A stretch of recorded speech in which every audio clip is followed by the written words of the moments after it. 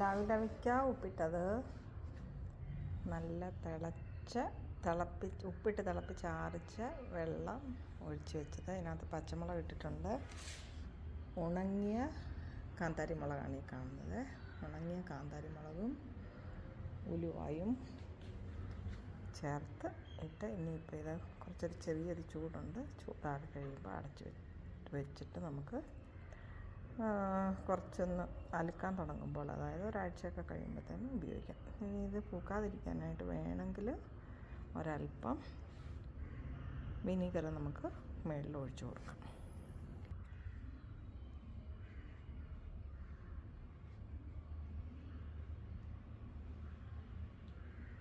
ഇത് ഉണങ്ങിയ കാന്താരി മുളകാണ്. മേത്തി സീഡ്സ് കാണാം, ഉലുവായും കാണാം ഇവിടെ.